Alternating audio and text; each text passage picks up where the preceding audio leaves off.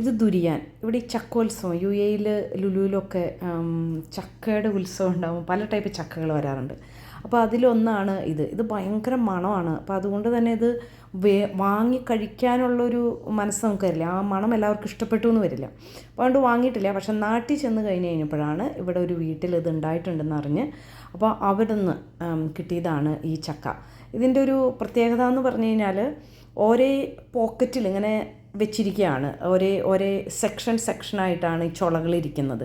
ഭയങ്കര സോഫ്റ്റാണത്. അതുകൊണ്ടായിരിക്കാം അത്രയും കെയർഫുള്ളായിട്ട് അതിനെ പൊതിഞ്ഞ് വെച്ചിരിക്കുന്നത് അറകളിലായിട്ട്. അപ്പം ഒരു ടേസ്റ്റ് എന്ന് പറഞ്ഞു കഴിഞ്ഞിട്ടുണ്ടെങ്കിൽ എല്ലാവർക്കും ഇഷ്ടപ്പെടുന്ന ഒരു ടേസ്റ്റാണ്. പക്ഷെ മണം നമുക്ക് ഇഷ്ടപ്പെടാതിരിക്കുമെന്ന് ചിലവരത് ടേസ്റ്റ് ചെയ്യാനായിട്ട് മടിക്കും. അപ്പോൾ നമ്മുടെ വീട്ടിൽ എല്ലാവർക്കും ഇഷ്ടപ്പെട്ടു, ഒരാൾക്ക് പോലും ഇഷ്ടപ്പെടാതിരുന്നില്ല. ഇതിൻ്റെ സീഡാണെന്ന് വെച്ച് കഴിഞ്ഞിട്ടുണ്ടെങ്കിൽ നല്ല വലിപ്പമുള്ള സീഡാണ്. അപ്പോൾ ഇത് കുരു നട്ട് കഴിഞ്ഞാലും അത് ഉണ്ടാവില്ല എന്നാണ് പറയണത്. അതിൻ്റെ പോളിനേഷൻ നന്നായി നടന്നാൽ മാത്രമേ അത് ഉണ്ടാവുള്ളൂ. അതുപോലെ നമ്മുടെ നാട്ടിലിപ്പോൾ ഇത് അധികം വീടുകളിലൊന്നുമില്ല. ഉണ്ടെങ്കിൽ തന്നെ ഭയങ്കര വിലയുമാണ് ഈ ചക്കയ്ക്ക്. എനിക്ക് തോന്നുന്നു ആൾ പറഞ്ഞത് ഒരു ചക്കയ്ക്ക് ഏകദേശം 200-300 രൂപ വരെയാണ് ഓരോ ചക്കയ്ക്കും കിട്ടുന്നത്.